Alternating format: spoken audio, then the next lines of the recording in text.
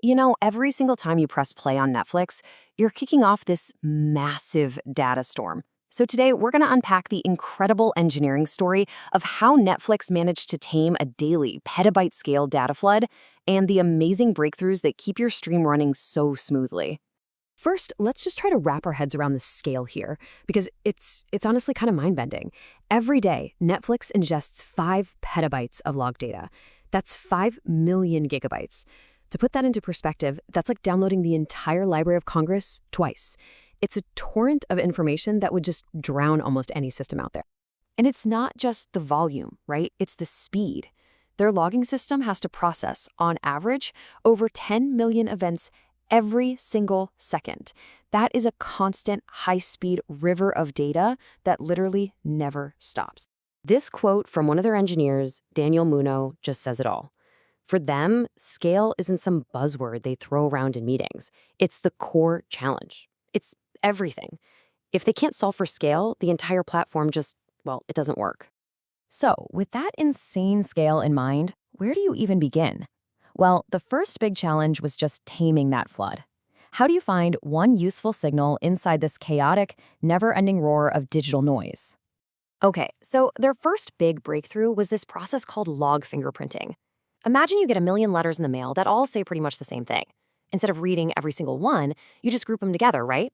That's what fingerprinting does. It collapses millions of repetitive error messages into one unique pattern. It's really the only way to turn that deafening noise into a signal an engineer can actually do something with. But here's the real kicker. It's a great idea in theory, but how do you actually do that for 10 million messages every single second? How do you group all that data on the fly without the whole system just completely collapsing under its own weight? You know, their path to a solution was just classic trial and error. First, they tried machine learning. Turned out to be too slow and way too expensive. Then they used regular expressions, which is a pretty standard tool for pattern matching, but it just couldn't keep up with the volume. So finally, they had to go deeper, way down to a compiler-level solution called generated lexers. Just think of a lexer as a hyper-specialized, incredibly fast code reader that's built for just one thing, finding patterns at lightning speed. And wow, the result of this breakthrough is just perfectly captured here. They went from a slow crawl to a rocket ship. That 8 to 10 times speed increase wasn't just a little improvement. It was a total game changer. It completely cleared their first and probably their biggest bottleneck. So, okay, they could now process the logs at this incredible new speed. But as it always goes, solving one problem just reveals the next one. How do you actually write all of that fingerprinted data to a database just as fast? Any slowdown here and the whole pipeline just backs up. It's a disaster. And again, they had to iterate. They started with the standard off-the-shelf stuff, these database connectors like JDBC, but they were way too slow. So they moved to a lower-level format, got a little performance boost, but it still wasn't enough. The only option left was to, get their hands dirty and build a completely custom solution from the ground up to squeeze out every last drop of speed. And this is where the story gets really wild. This quote shows the sheer engineering grit involved. The database's native protocol was the fastest way to write data, but the programming language they were using didn't support it. So what did they do? They just reverse engineered the client from a different language to build their own. They had to, because nothing else was fast enough. The custom protocol they built was just a masterpiece of efficiency. It did more with less, slashing CPU usage, cutting down on memory, all while keeping the throughput sky high. And the best part? Because they owned the code. They weren't stuck waiting for some third-party tool to improve. They had built a foundation they could keep optimizing for years. All right, so the data is processed. It's stored at lightning speed. But what's the point if you can't find what you need?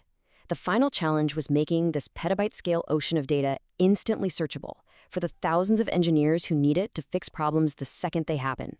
And the biggest headache, funny enough, came from a feature that was actually supposed to help engineers, these custom tags. They're basically little labels you can use to filter logs, but they had become the single most expensive and slowest type of query in the entire system, slowing down investigations to a painful crawl. And the solution was it was brilliant in its simplicity. See, before, searching for a tag was like trying to find a specific book in a giant, disorganized library by checking every single shelf.